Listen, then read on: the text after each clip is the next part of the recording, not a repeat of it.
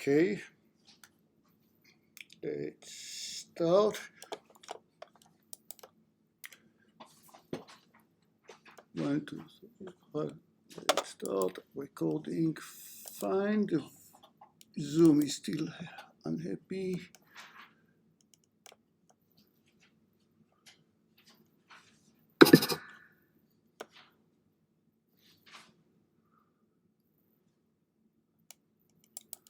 One, two, hard.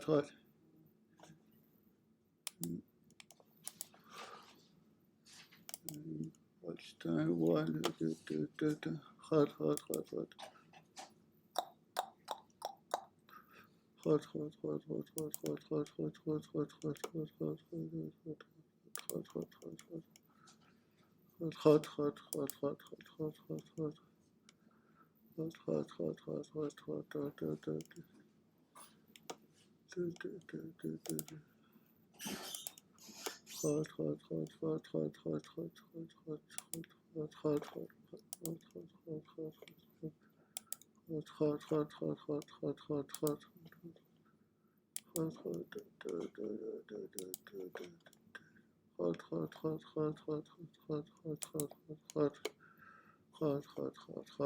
Okay.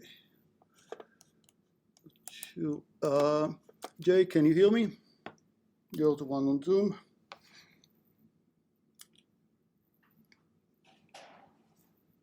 Jake, you're the one on Zoom. Can you hear me?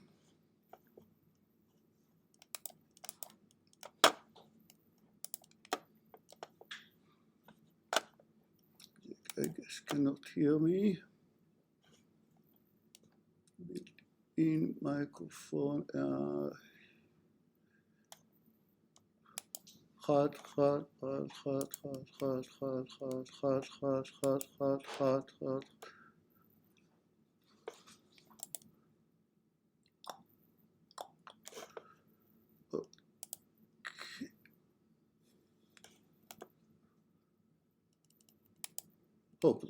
Hope it will be fine.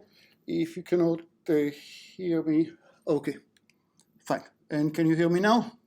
So switch the microphone. Thanks. Great. Let's start. I try to bring more cameras. Meantime,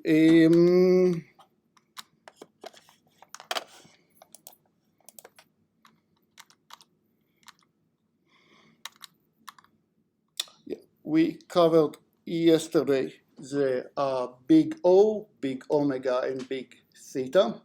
Any questions about it? Plenty of examples that are coming about it, about when do we say that something is big omega, when do we say that something is big big O, bounding from above, much more common. Our algorithm is not too slow. Big omega bounding from below, our algorithm is at least as slow as, for example, in sorting, it will be n log n. That would be one common claim that is not exactly accurate, but so I'll add it with quarters that, roughly speaking, sorting n keys takes omega of n log n, quote, which means that under some not too ridiculous assumption, pretty realistic assumption, if you want to sort n keys, you'll need any algorithm in the world will take n log n, which, to phrase it even in a more confusing and obnoxious way, it will mean that for each algorithm, for each sorting algorithm, there is an input that cause this alg to run in at least omega n log n, no less than omega n log n. And I bet that it will be a good investment if in the future if I will bring some markets for my room because it's one of them.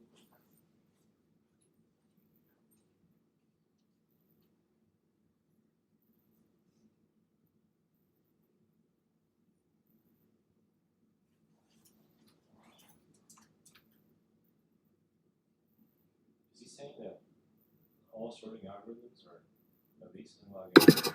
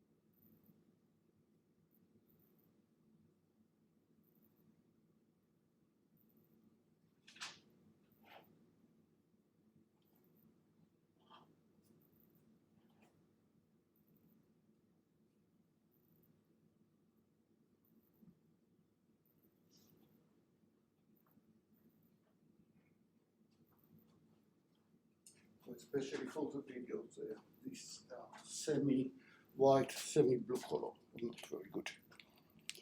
Okay, so this is a bit more obnoxious and a bit more detailed than we most cases will use, but it wants to say I can create a sorting algorithm that would be extremely fast sometimes. For example, I look at the input array and check if this array is already sorted, and then I have to do very little linear time. I can figure it out. However, no matter what algorithm it is, I can generate an input that for your particular algorithm. Once I'm very well familiar with your algorithm, I'll be able to generate at least one input that is bad for you. But maybe it's excellent for other algorithms. So that would be one case that we'll use lower bound. Another very common case, which again I'll write here with even more quotes because it's not really true, but to solving the TSP with n cities takes omega of 2 to the n. It's even more quotes because, again, it's not very accurate, but it gives you a good spirit of what's going on. TSP is a traveling salesperson problem, which is essentially saying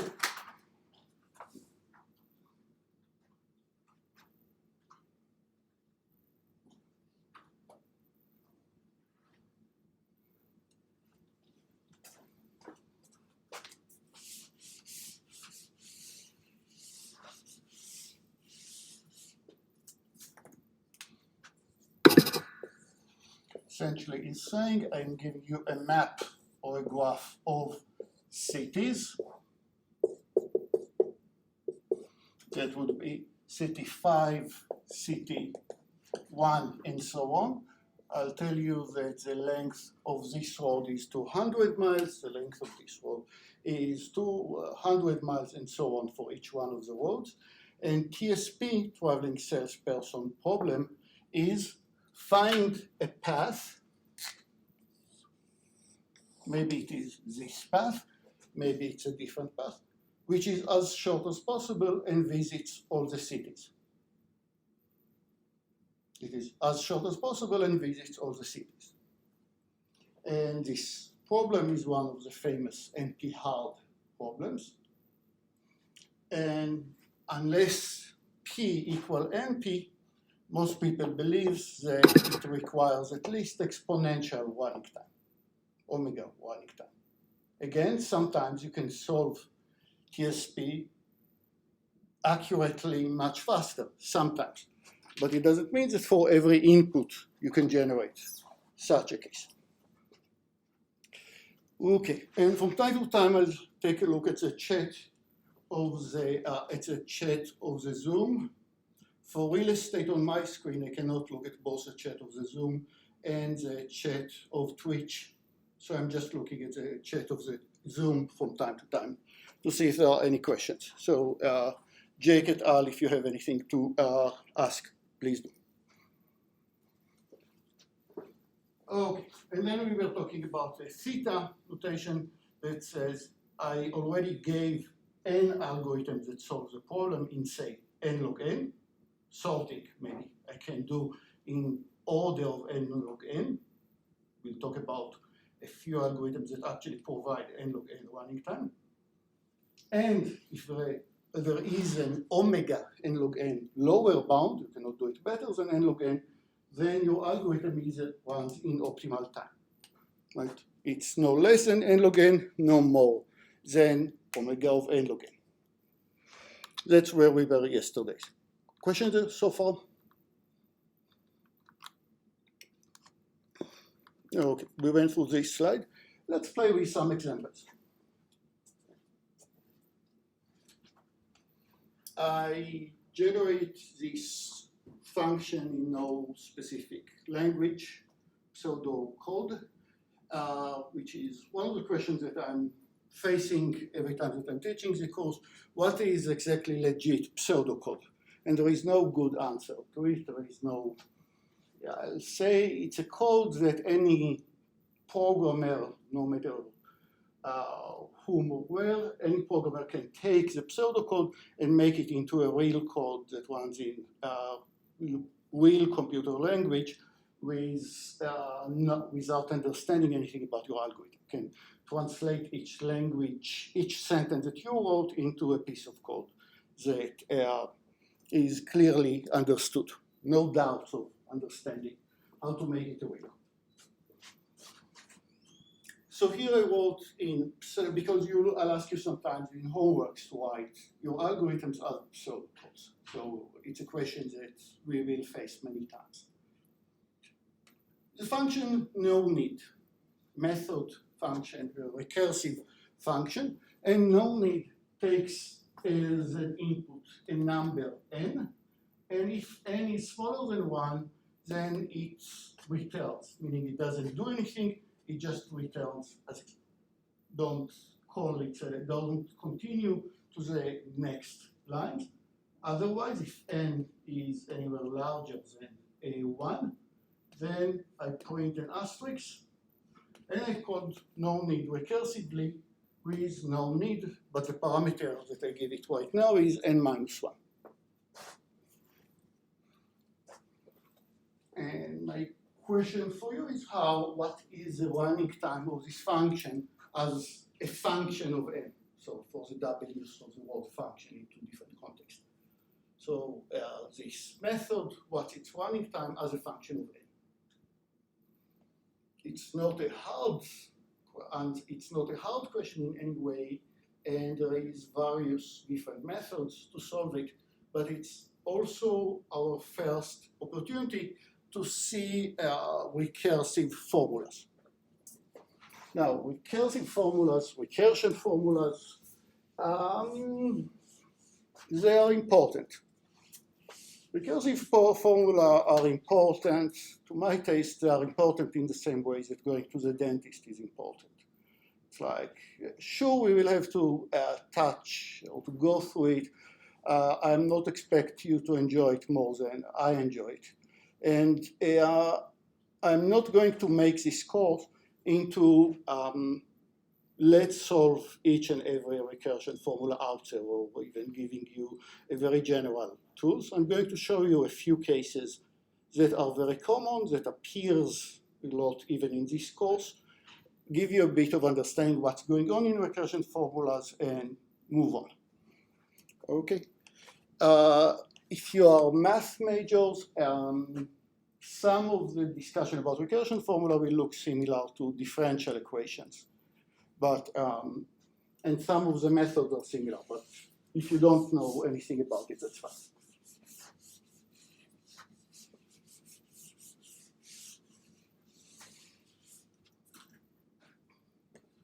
So just to understand what this function is doing, if I'll call this function with a parameter 4, t of 4, n equal 4, then what this function will do is evaluate is 4 smaller than 1, know that otherwise we are printing 1 asterisk, calling ourselves recursively with t of n minus 1, no need with n minus 1, which will print yet another asterisk, called ourselves with n minus 1 the current n, making it 2, adding one more star to the 2 stars that I already had. It's the same, no, that's a bit confusing. It's the same 2 star and yet printing one more star. Calling myself with a value 1, print a star because 1 is not smaller than 1, print yet another star t of 1, calling myself with 0, and in this case I perform the return. How much time does the whole process take? Obviously, it's only takes a constant time per each iteration, so it's order n. And I want to introduce you to a few methods to go to the answer that it's order n. You can reach to it in a few ways. You can use, maybe you've seen in other courses, you can use a master theorem. Master theorems is a very general tool that you are deciding what the general look of your recursion formula and placing it in, and you're getting the answer of what the running time is, what this function solves. And maybe before that I did not really tell you what am I evaluate by, what is t of n right here. I actually skipped an option. When I'm asking what is t of n, I want to know t here for time. T for time would be the running time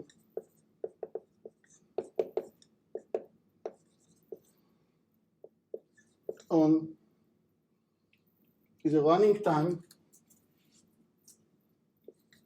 as a function of n. And I skip it. Usually n is the size of our input. There is some array or some file that is going on with it that contains n parameters, but since this is, I wanted it to be a very clean abstract exercise, n is just an number. And to express any recursion formula, I need to express this formula. In this case, it has only one parameter, t of n, as a function of values which are depends either constants or depending on n, but smaller values of n. So instead of, it's the cases that it's much easier to understand what am I saying by just examples. So in our case, if t of n is running time for a value of n, then t of 1, if I called my function but n equal 1, then this function will spend some constant time. I can call it 1, I can call it c, doesn't matter. Some constant, again, I don't care what is this constant, depending how fast my compiler works. depending how I measure the time. But once I decided about what is this constant, I cannot change my mind. This constant cannot be depending in any way in n. Otherwise, for any other value of n, especially if n is larger than 1, then T of n consists of what? I'm spending a constant, and for simplicity, I'll use the same constant. Maybe it's not this C and this C are not exactly the same constant, then I'll use the larger of the two. Why? Where is this constant coming from? Because you evaluate here what is the value of n. You are putting things in the stack of the recursion. You know, you need to print these asterisks. You need to put more things in the function. And then you're calling yourself this function recursively, but with a smaller n, maybe smaller, just part of the input, which we can write as T of n minus 1. And that will be a general look of recursion formulas, where what is T of n or something smaller than n, and sometimes there will be some other constants involved.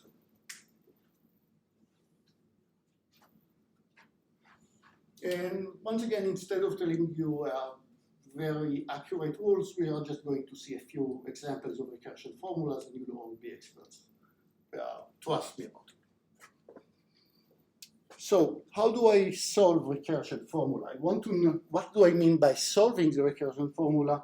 I want to know what is T of n, in this case, the running time of input of n, but not as an obscure expression of T of other values right here. I want to know, is this order n? Is this order n squared? Is this 2 to the n? Give me a concrete number.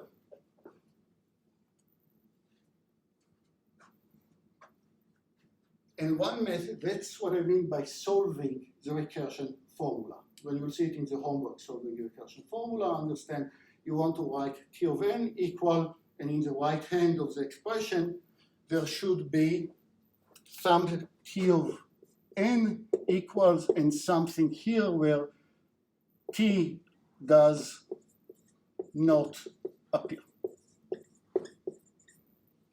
on the right hand side.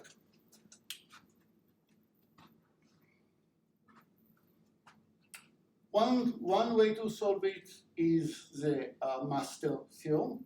It's a big artillery tool. It solves many problems. It gives you very little intuition about what's going on. And I don't think that you study anything from using it. So, but if you are used to use it and want to solve your homework using the master theorem, unless I'm asking specifically, don't use it, I will accept it. It's still a correct answer. In this deliberately very, very simple example, I want to show you a different method called the iterative method. Let's try to understand what this function looks like when we are going through the iterations. Let's try to understand what the behavior of this function, what is the behavior of this code. So what is T of n? And remember, T here is a running time. The running time of, say, input of size n. It consists of what? It consists of a constant, no matter what. You always have to waste this constant, plus call yourself on this function, T of n minus 1, recursively. That's the point where I'm a bit afraid that if you didn't see many cases of recursion earlier, you might not be crazy about this. This might look very vague. So Q of n is just a constant plus running time on, maybe the input after you removed one element. The array is not of size n, but of size n minus 1. That's the array. Great, what is therefore T of n minus 1? I want to show that I made any progress. Q of n minus 1, calling this function, but we instead of n use n minus 1, is what? You're spending the same constant, no matter what, plus T of, it was n minus 1, making it n minus 2. So what do we have so far? C that came from the original, plus C plus T of n minus 2, just rearranging it, 2c plus T of n minus 2. Fantastic. What is T of n minus 2? Let's do one more step. T of n minus 2 is just the same constant, c plus T of n minus 2 minus 1, making it n minus 3. And you already have from earlier this 2c that comes right here. So we are getting to 3c plus T of n minus 3. And at this point, we can guesstimate what happened after k step, where k is any value between 1 and n. What will it look like after k step? So k is any number. Well, we take k equal 4, 5, 6, all the way up to n. What are we getting? We will collect k times c, no matter what k is, as long as it's smaller than n, plus T of, instead of the 3, I just write it k over here. Okay, so for any value of k which is between smaller than n, the running time will be kc plus, still calling myself recursively, but at least I'm closer to the end of this process. T of n minus k, and this is true for every k. In particular, it's true if I take k, which is n minus 1. So what did I get altogether? K is n minus 1, so it's n minus 1 times c, plus T of n minus 1, making it T of 1. T of 1 is a constant, but T of 1 will just call itself once again, so it's 2c if you want instead of c, but we don't care. So altogether, we are spending n times c, which is order n. Everybody agrees? So n times c is just order n. That's the beauty about using the order. Did I make a mistake and I should have written here n plus 1 instead of n? Who cares? This is type of mistakes that a big O is immune against. It doesn't pay attention to if it's n or n minus 1 or n divided by 2. Still order n times a constant, making it linear time. Not surprising, just seeing how we are using this recursive formula.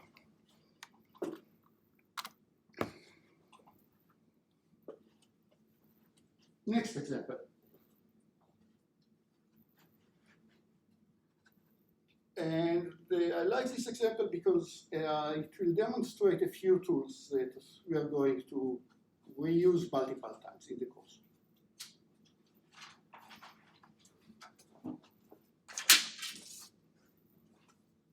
Again, I called it no need. Again, if n is smaller than 1, then do absolutely nothing, just return.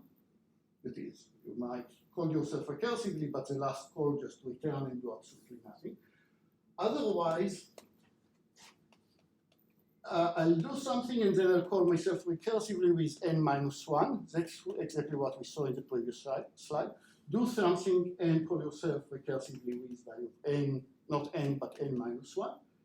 But earlier in the previous slide, this line was print 1 asterisk.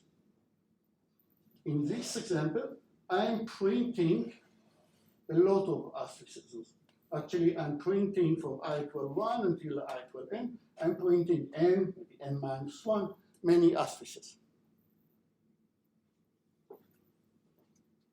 And once again, I want to know what is T of n, what is the running time for a value of n that you're using right here. So first, let's write what is a recursive formula. Recursion formula.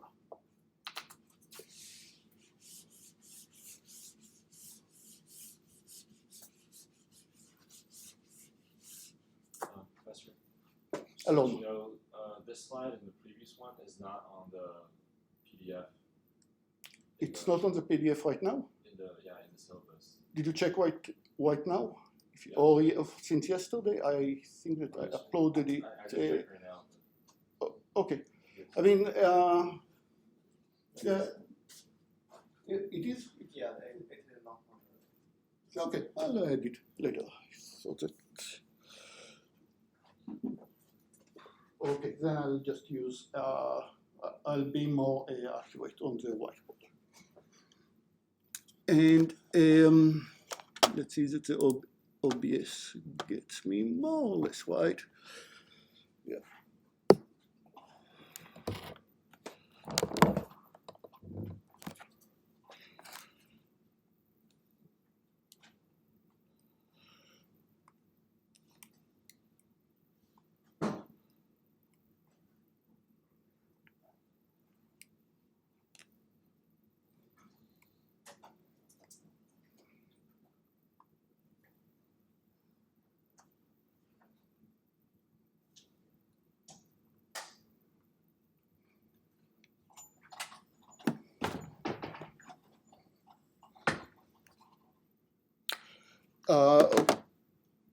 Okay, so first, what is a recursive formula?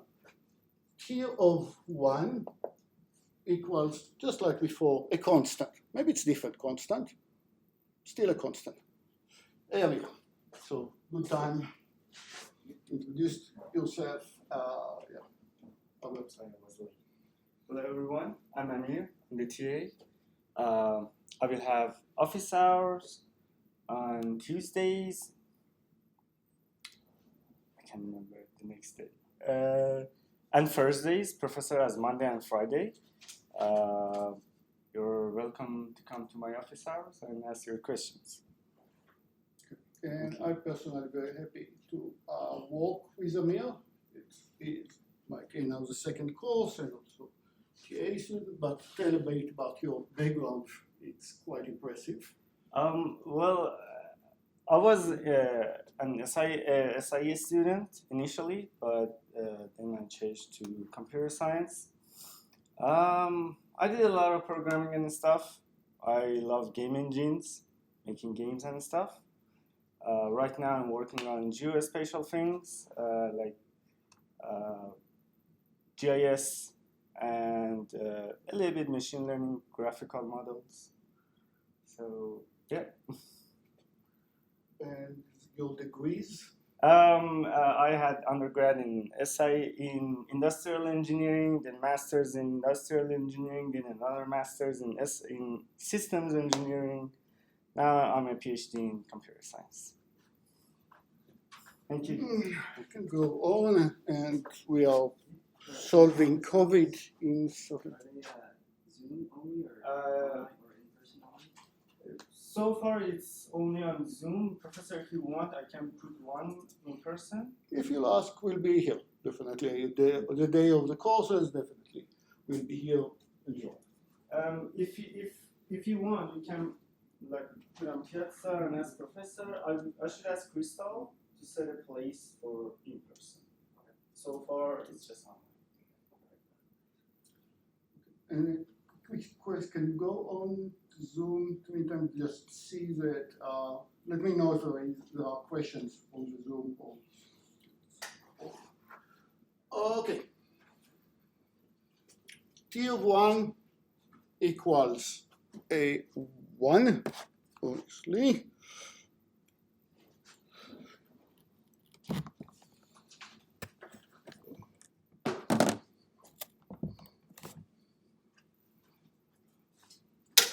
Let's decide later if it no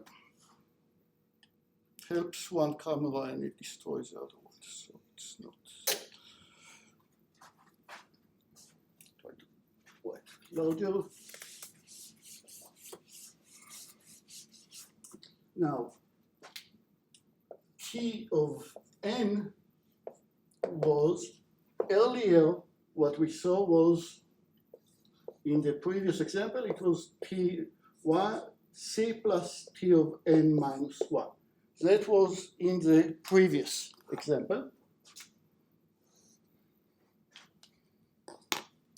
Now I'm still using T of n for any n larger than 1.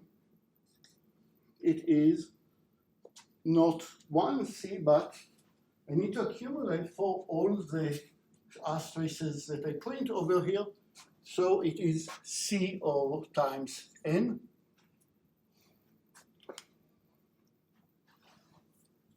C times N, maybe it's N minus 1, but again, that's a type of noise that the recursion formula doesn't care about. Plus, once again, T of N minus 1. That's the difference is instead of C plus this creature, it's C times N plus this creature. And once again, I want to use the iterative method to express what's going on here. So let's go through the iteration.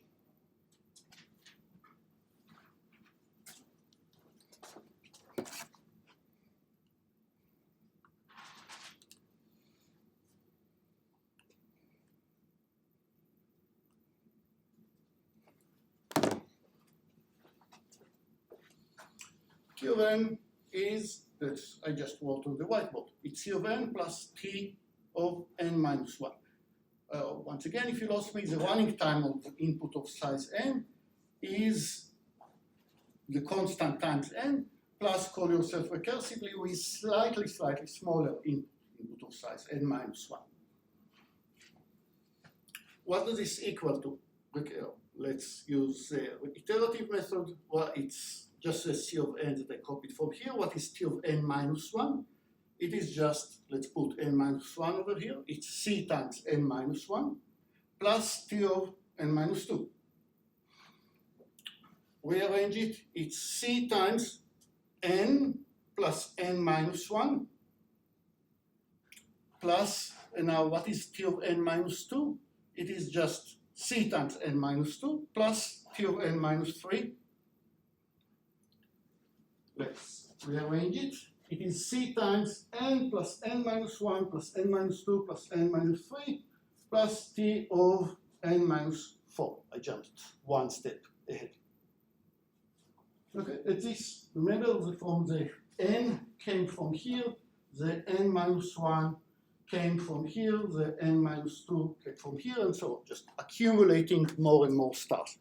Notice that if you call this function recursively, the number of stars will look like you have 4, and then the next call you'll have 3, the next call you'll have 2, the next call you'll have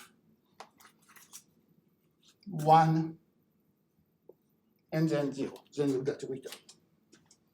That kind of gives you a hint where things are heading toward.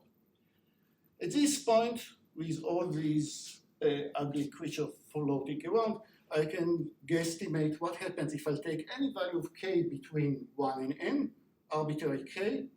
What's happening with this?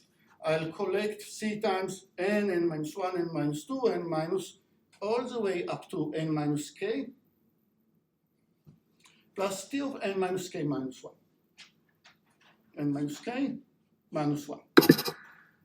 This is true for every k. In particular, it's true for k, which is n minus 1, which happens to be, now it looks ugly, T of 1 over here that will give me the constant. Now there is this summation over here, which looks very confusing looking from left to right, so instead I'll read it from right to left. What's written here from right to left? It is 1 plus 2 plus 3 plus 4 plus 5 plus all the way up to n. Switching the order, let's take this summation in the square brackets. Reverse the order, it is 1 plus 2 plus 3 plus 4 plus all the way up to n, which will appear many times in the course. This is just the arithmetic sum. Hopefully you all know it. It is 1 plus 2 plus all the way up to n. It has a formula that tells you exactly what it is. It is n times n plus 1 divided by 2. Supposedly Euler found it when he was 9, when he had to sum up 100 numbers in class. So he just realized that if I look at a square of size n times n, this square has n star, n square many stars, and what I have in this sum is just one triangle, half of this sum. So you see that this number is more or less n square half, the full half of the square. Make sense? Or another way to think about it is if you're summing up 1 plus 2 plus 3 plus 4, I want to ask how many squares there are over here. I'll take this square. Actually, I want to have one more.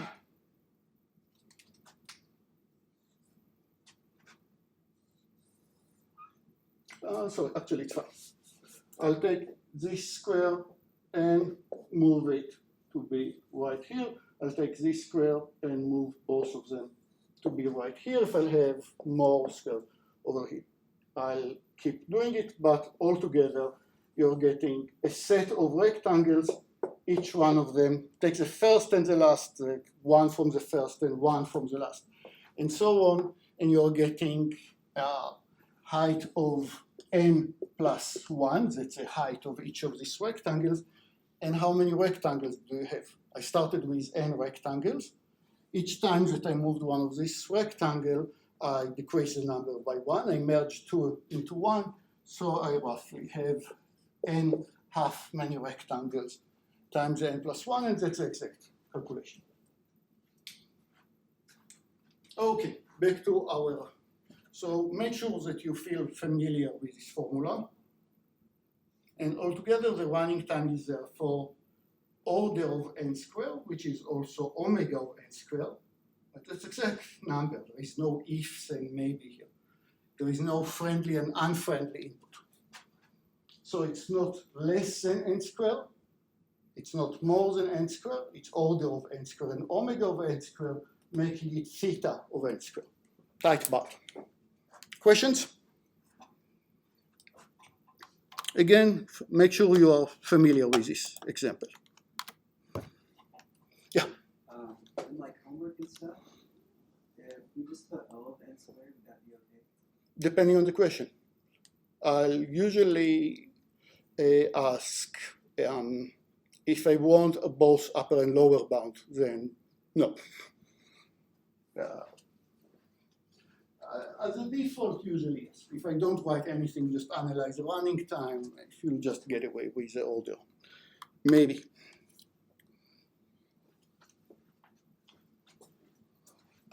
Okay, here is another function, not recursively in this case. Read n, k is 1, and as long as k is smaller than n, do k equals 2 times k.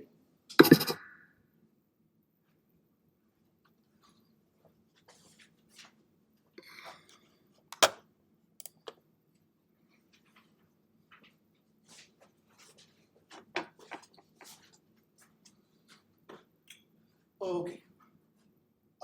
Here I will need to use logs quite frequently. I'll remind you, I don't know, when and if you were in high school, reminded what is log. So in general, if I look at log to the base 2 of say 8, my question here is write 2 and write something here in this box, exponent of the 2, so the result will be 8. But that's what the question that log tries to answer. If you look at the base of the log and write some exponent, take this base and do it to the power of something, what should be the something, so the result will be the argument of the log. So the answer in this case is, of course, 3, because 2 to the power 3 equals 8. We what are the common base to work with log? Log to the base e, lan, very common. Log to the base 2 because we are in computer science. Log to the base 10 because we are humans. That would be the common ones. Here are a few rules that works no matter what the base is. If I have two numbers, a and b, and I look at log, no matter what the base, of a times b, it's just like takes the log of a and add to it the log of b. Of course, the base of the log, this small number over here, should be the same in all when you're using the logs in all three places. Okay, log of a times b is log of a plus log of b.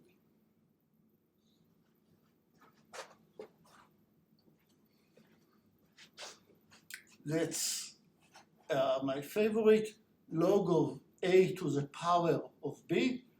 You always see exponent of the argument of the log. You're picking the exponent and write it before the log. Take the exponent.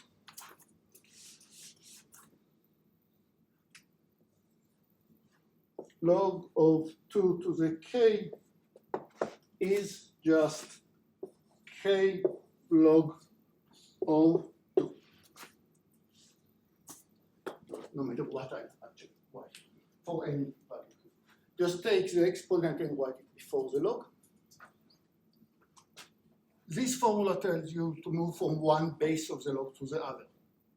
You want to write log to the base 2 and log to the base 10, say. So logs to the base a of x equals logs to the other base of x times some constant. Yeah, you can compute this constant log to the base b of a, as we'll see. We'll rarely care about what is this constant. We will care that moving from one base to another is just multiplying or dividing by a constant. One more rule, if x is smaller than y, and both positive, by the way, should say, both positive, x is smaller than y, then log, no matter what the base, if it's larger than 1, log to the base 2 of x is smaller than log to the base 2 of y. Okay, now we are ready to analyze this code.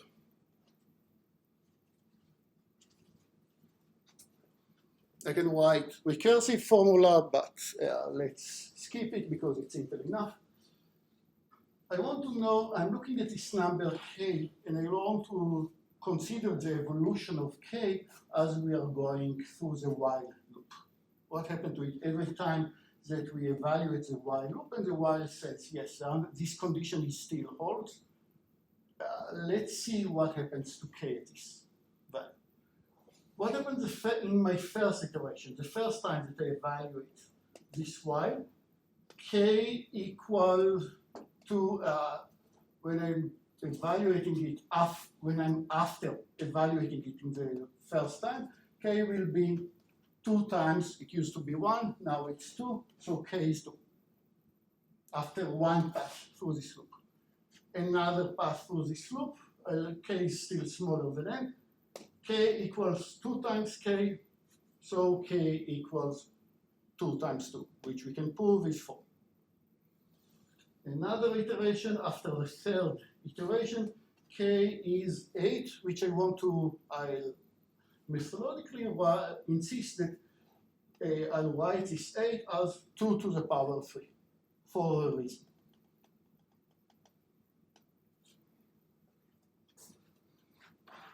What happens after another iteration?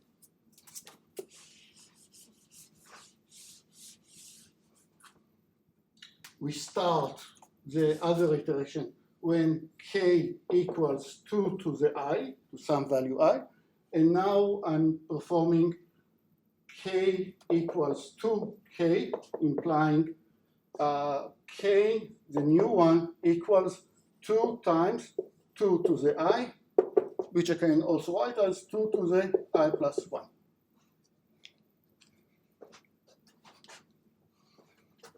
Just looking for chat, everybody's happy. Okay, so Makes sense, right? So that is after I iteration, k is just 2 to the I. After the first iteration, k, after iteration 1, k is 2 to the power 1. After iteration 2, k is 2 to the 2.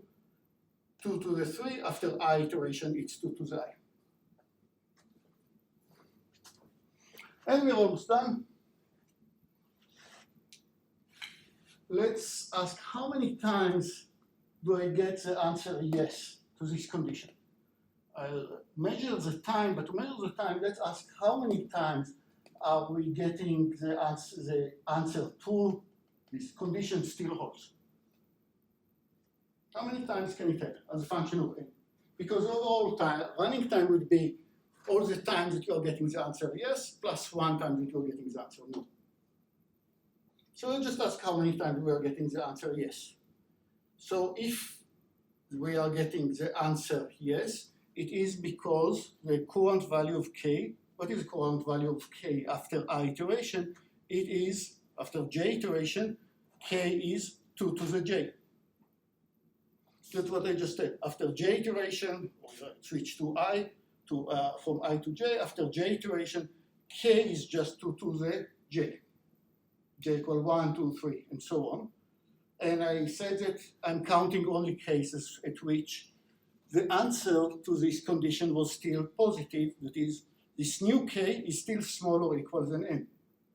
2 to the j is smaller or equal than n. How large can j be? You already guessed what the answer, but let's do it a bit slowly because the first time. How large can j be? And this condition can still hold. Let's see it methodologically. If doesn't need much explanation, but if x is smaller than y, if x is smaller or equal than y, then log, no matter what the base of x, is smaller or equal than log, no matter what the base of y. Exactly what I wrote here. If and only if. That's because log is just monotonically increasing. So if 2 to the j is smaller than n, then if I take log of this, it will be smaller than log of this. If this is smaller than this, then log of this will be smaller than log of this. What is log of this, the left side? Log to the base 2 of the current value of k. What is k right now? It's 2 to the power j. Log of k is log of 2 to the power j. It's written actually better here. Log of k is log of 2 to the power j. What do I do every time that I see an exponent inside the log? I take the j and I write it before the log. So this is j times log to the base 2 of 2. It's the first time that we see it, so let's do it a bit slowly. What's the question of log trying to ask? I'm asking log to the base 2 of 2. Try to answer. If I write 2 to the power of something, what will I do so that I'll get the number 2? What will be the exponent right here? Let's think about it really hard. My hint, it's 1. Log to the base 2 of 2 is just 1, because 2 to the power 1 is 2. I think that the more I talk about it, the less obvious it becomes. So it's j times log to the base 2 of 2, which is what we just said. This creature is, this is just 1. That's why I wrote it over here. So I'm just left with j. J, remember, some arbitrary iterations for which I still got the answer yes in the while over here. So j, and what did I write on the right hand side over here? All this expression that happened on the left side is still smaller or equal than log of what's written here, which is log to the base 2 of n. So j is smaller or equal than log to the base 2 of n. That is the j number of iterations that you can do which are still positive is order of log to the base 2 of n. You cannot do more than log to the base 2 of n. All iterations are successful. The answer is yes. You will do one where the answer is no, but only one where you stop. So j is order of log to the base 2 of n. And then you are asking, hey, didn't you say that when you're writing the big O, you don't care what's a constant out there inside the big O? We don't care. If you multiply the constant from years to weeks, big O should still remember. So here we write log to the base 2 of n, log to the base 2 of n. What happens if I want to express it as log to the base 10 of n? I need to take the log to the base 2 of n and multiply or divide by this log a of b. It's a constant. So if I'm writing log to the base 2 of n, I might as well write log to the base 10 or log to the base e, or not write the base at all, because it's inside the big O. Conclusion, every time that you say big O, you don't care about the base of the log.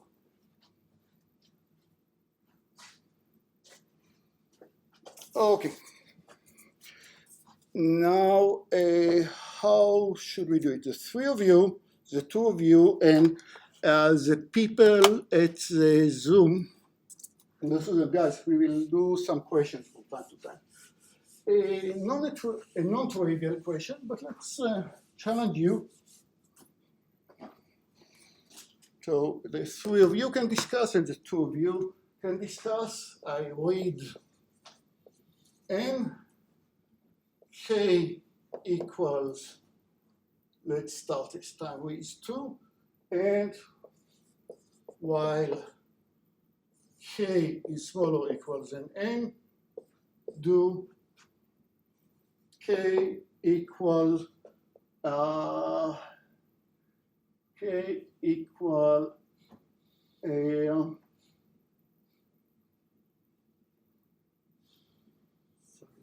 k times k squared. So instead of 2 times k, I'll write k times k. Take 2 to 3 minutes, it's not easy, but what is the running time of this creature? And so to view, and 3 people in the Zoom, because it's 3 people, then I will not open a room for you. For the future, I'll open a room so you can, by the way, and the hint to start is, start by writing what is the value of k after each iteration. Write what is the value of k after each iteration. You'll need a few more iterations before you fill it. For the people in Zoom, I have some of you are yeah, it's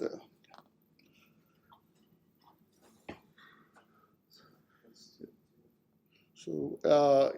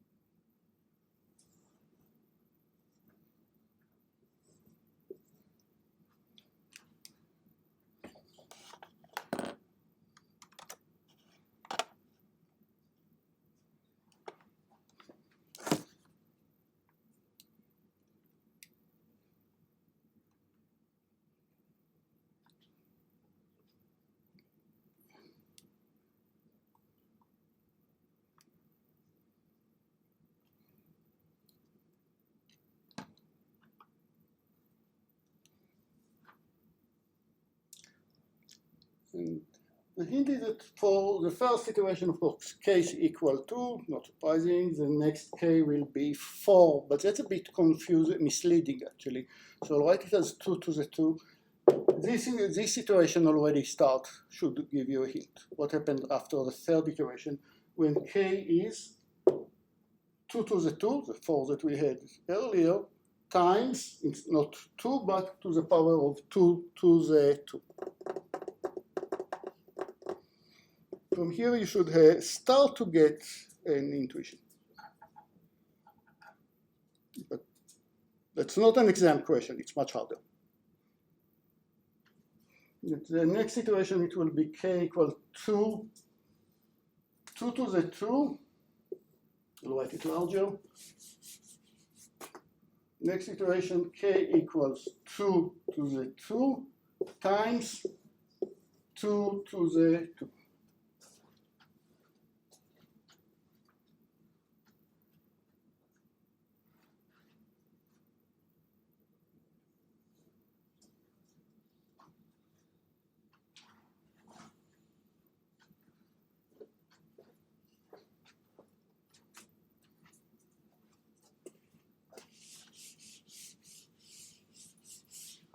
And let's use another piece of algebra, arithmetic that you know hopefully from somewhere.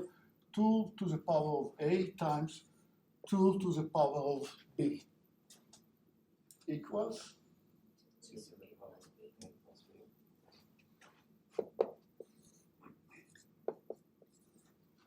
b. equals 2 to the power a plus b.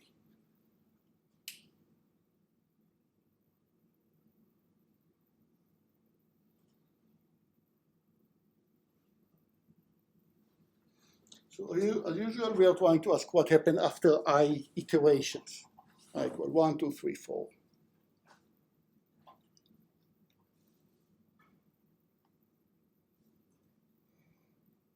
So this expression, 2 to the 2 times 2 to the 2 equals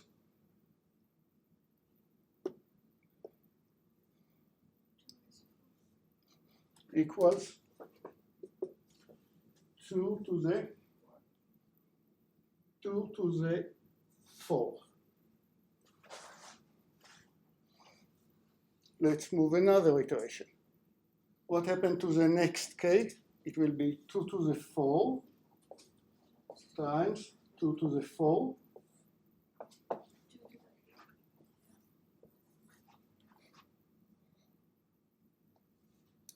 Okay, and in the next iteration it will be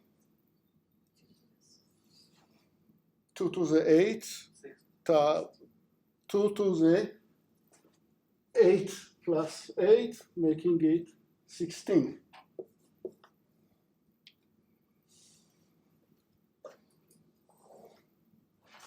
So after I iterations, k equals 2 to the power of 2i.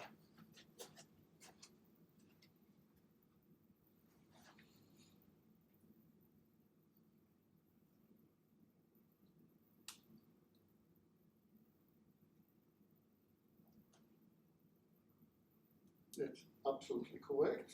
And that's why the overall running time will be, if we are doing something similar to this, I want to get that k or that I, okay, over here, is smaller than some function of n.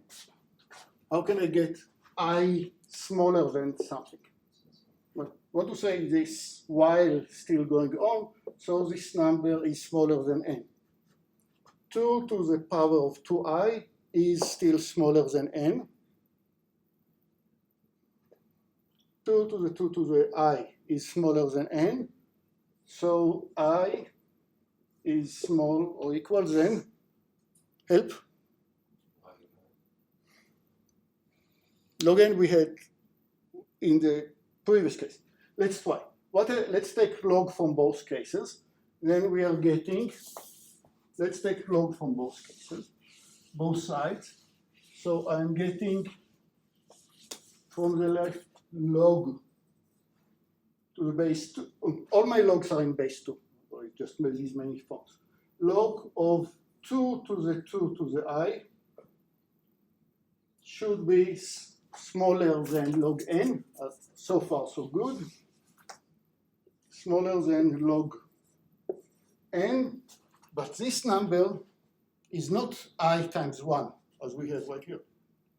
I still take the exponent and write it before, so I'm getting that this number is, let's take the exponent, 2 to the I times log of 1 is smaller than log n. Then log of 2, thanks. Log of 2. 2 to the I times log 2 is smaller than log n. So I is smaller than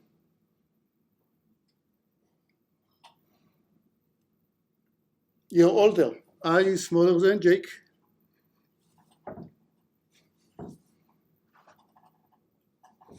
Two to the I times 1. 2 to the I times 1 is smaller or equal than log n, but I want to get I is the iteration number. Is it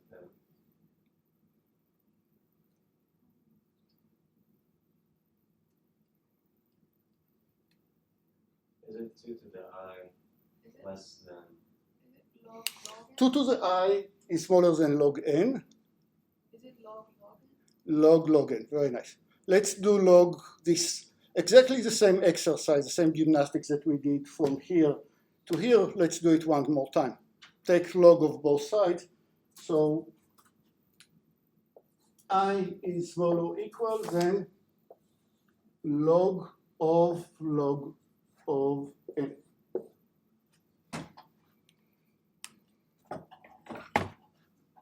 Okay. So very nice, good job. And and surprisingly, there is many algorithms that have similar performances. You can definitely beat the log n performances in many cases. Questions?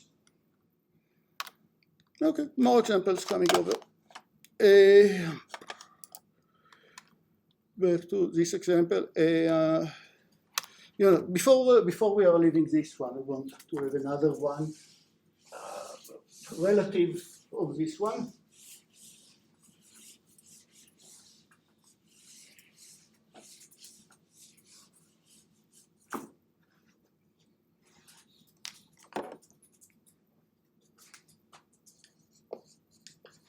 With n,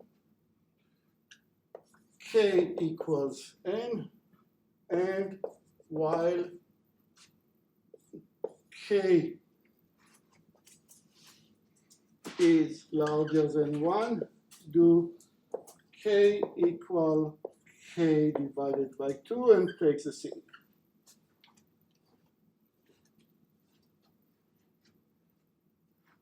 It's a relative of this guy.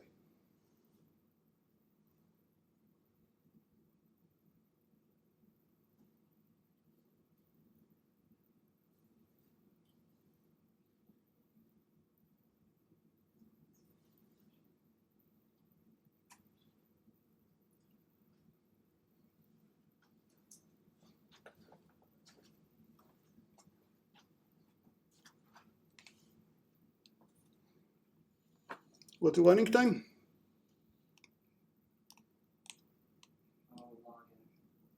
So to start with, let's assume that n is is a nice number. N equal 2 to the I for integer I.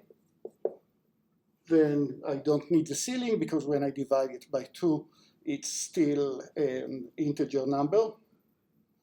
So how many times, I start with some number n, how many times can I divide it by 2 until I'm getting 1? Log to the base 2 of n. Here I started from k equal 1 and multiply it by 2. Here I start from n and divide it by 2, but it's exactly the same operation, the mirror operation. Okay, I can also write the same code just in a recursive way. No need of n. If n is larger than 1, then return. Else print star and no need of n divided by 2. It's the same thing, just recursive. N that's called n over half, or half called n over 4, called over 8. Why do I print the star here? Is just so you'll feel that something happens in each part. I'm asking. The running time is just proportional to how many stars, how many asterisks I print. Okay. Want to look at this code. It's a bit similar to some sorting algorithm. And I want to ask what is its running time. That's actually a pretty tricky question. So read n for I goes from 1 to n, I plus plus. And here goes another loop inside it for j start from I. J is smaller than n, j. But here's something strange happens. Let's start when I replace this line by j equal, instead of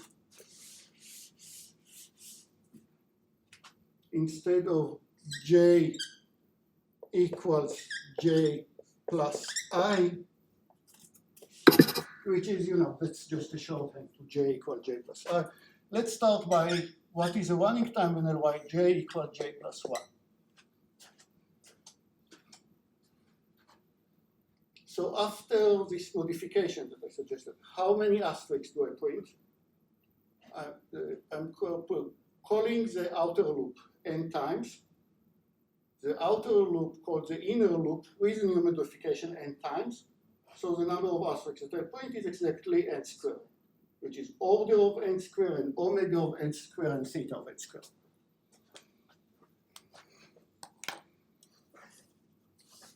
But now let's undo this change. So now I'm adding to j I at each iteration. And things here are actually quite surprising.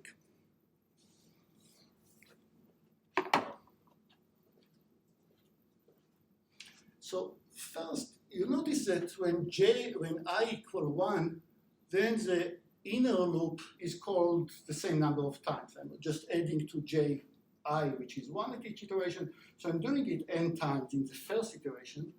But the next iteration, when I is 2, then I'm not calling it so many times. I'm just going through some subset of the elements. And then I'm increasing I even more, so I'm only going through some subset of the elements. So that's start to be a bit more confusing. Jake, do you have an answer for this slide that I'm flashing at the moment?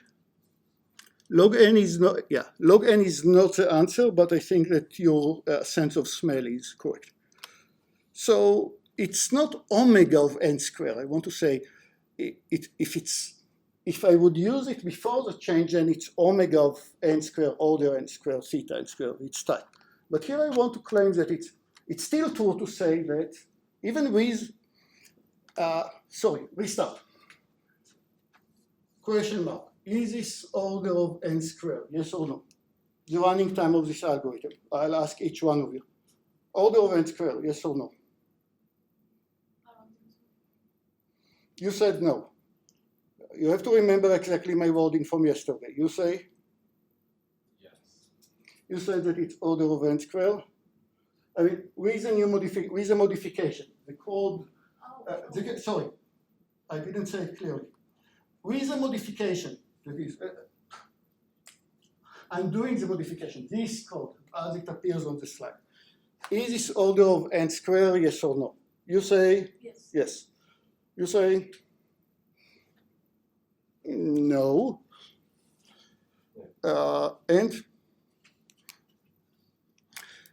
And the answer is that it is yes, but it is yes in some very cheatful, dishonest way. It is not more than n squared because this new modification somehow saves some work. But what did I say that my lawyer said about order n? It doesn't take more than n squared. The outer loop doesn't happen more than n times. The inner loop will take either n or something smaller than n, but not more than n. So order of n times order of n is still order of n squared. So in a cheatful way, it is still order of n squared even after the modification. But maybe it's better, maybe it's constant. Constant is also order of n squared, which is why I'm asking, is this also true that it's omega of n squared? So on the homework, I mean, like, to have a correct answer for the O notation, I mean, we would always be correct if we say, oh, you know, something is O of n cubed or O of n. That sometimes I'll ask you, well, give a bound that is as tight as possible, or at least up to big O as tight as possible, or give a matching bounds. It doesn't say But yes, that. I'm well aware of this loophole. Okay, let's try to be a bit more sensitive about what is the running time of this case, just because it's cute and it's surprising. I equal 1 and I execute the inner loop. I equal 1 and I execute the inner loop. What will be the value of j? J starts from I, so j will be 1, then 2, then 3, all the way up to n. So in total, I print n stars. Maybe it's n minus 1. Catch me on this one. I print n stars when I equal 1.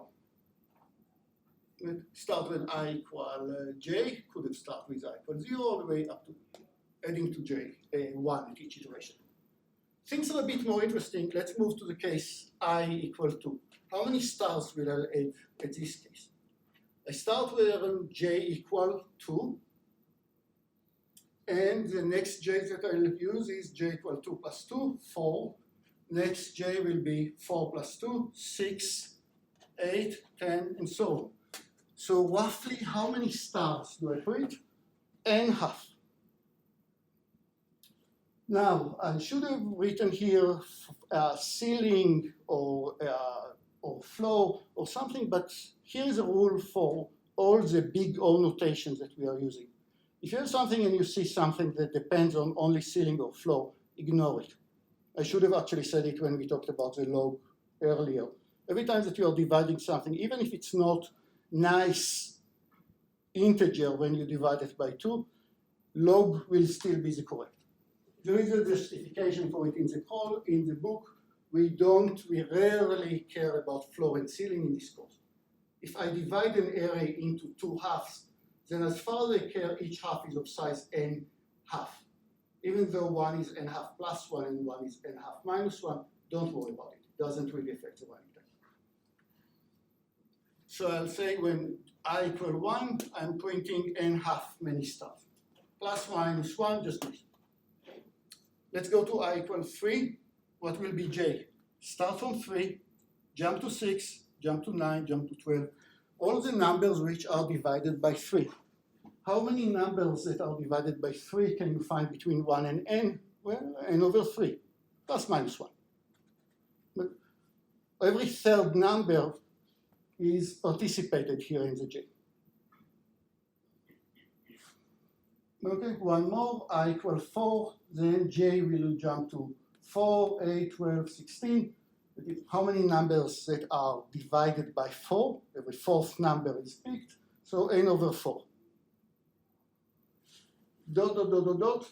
Now I finally, my last loop, I equals n, so I equal n, so I print n over n, only 1 star, asterisk. How many stars did I print altogether? N plus n half plus n over 3 plus n over all 4 plus dot, dot, dot, dot, which are missing here, all the way up to n divided by n.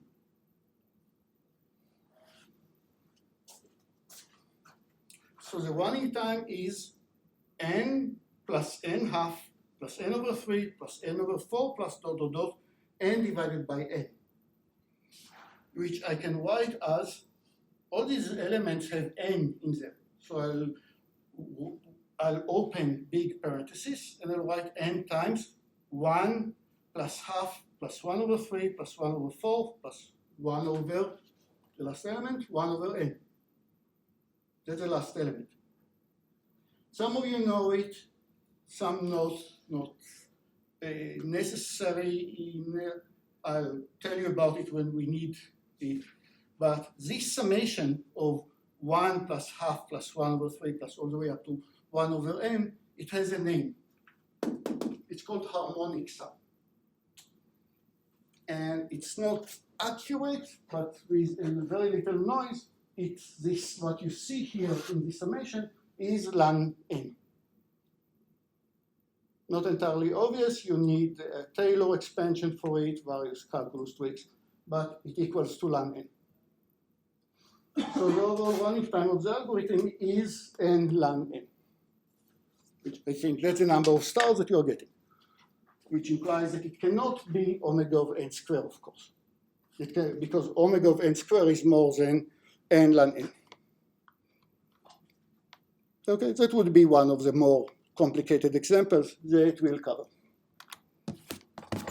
Okay, here on the other hand is an example that we'll cover enormously many times. That would be the examples that we'll see in the course infinitely many times.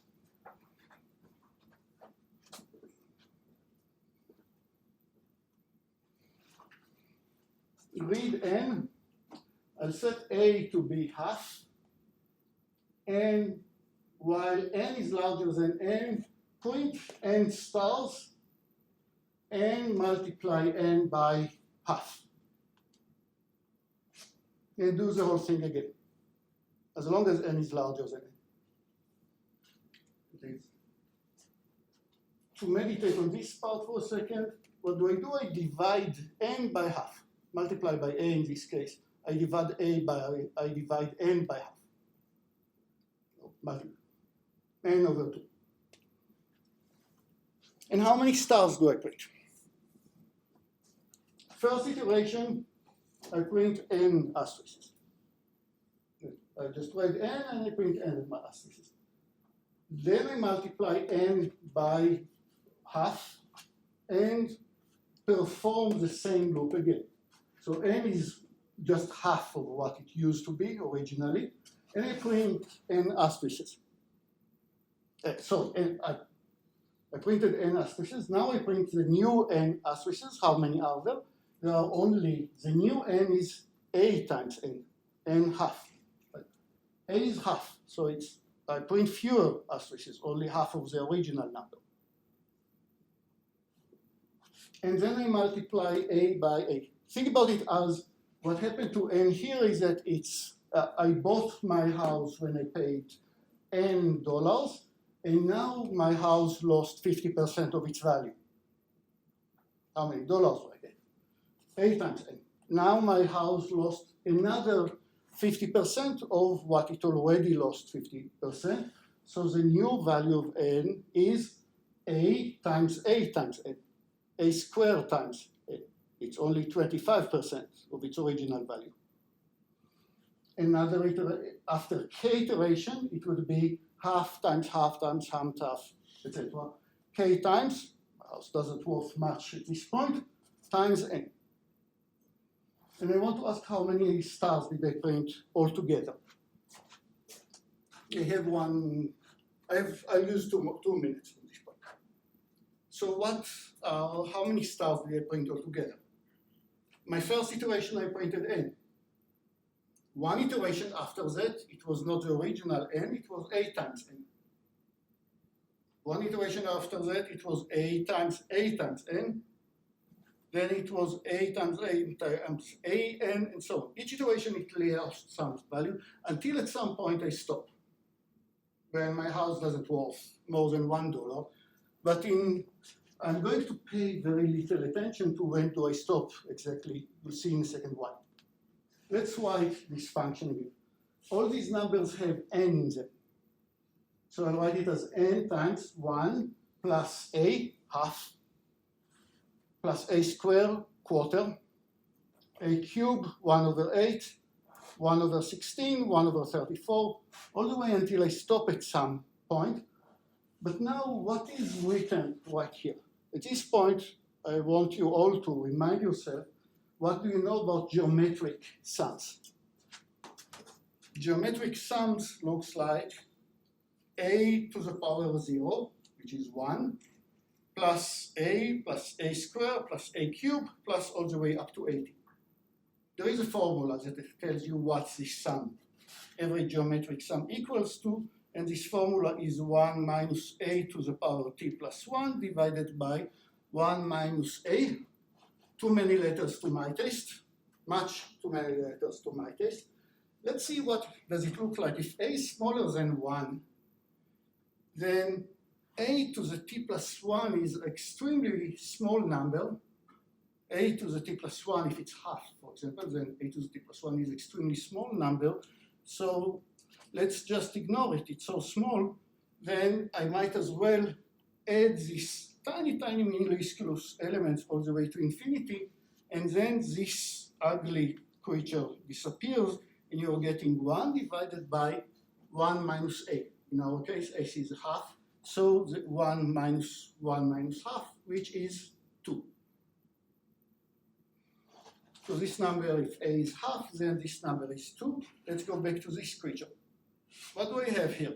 N times, what is 1 plus half plus quarter plus all the way and continue it even to infinity? What does this equal to? Just say it, 2. From here to here, this summation of 1 plus half plus 1 over 4 plus 1 over 8 plus 1 over 16 dot, dot, dot. Don't confuse with the harmonic sum, because then I had 1 over third, 1 over fourth, 1 over fifth. No, that's geometric. So you have n times all these creatures, which is just n times 1 minus a, which is just 2.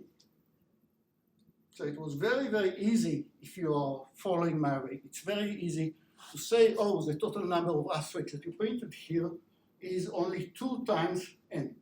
It's a bit surprising.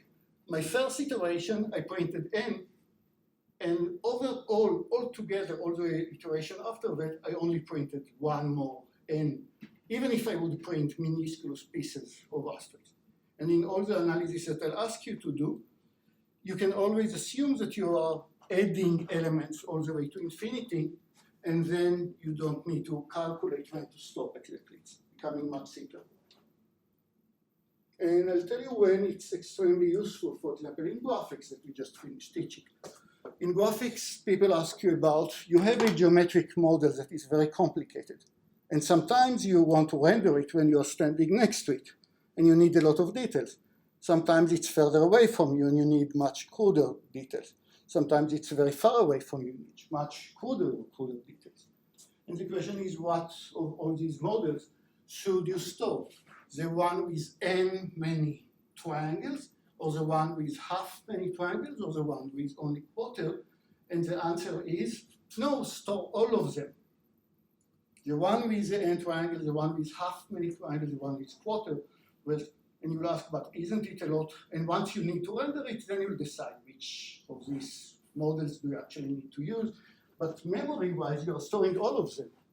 And you need to ask, wait, but don't you then use tons of extra memory? No, you're using very little extra memory. You're using factor 2 only on the memory. And on the other hand, you have huge advantage about which level of details do you want to use. So make sure that you understand this slide. It's probably the most important one for what we discussed today. Thanks, everybody. See you tomorrow. If I'll have key to the office, how many of you want coffee tomorrow? If no promises, but if. Maybe. 1, maybe. Okay, the black coffee, you know, the one from a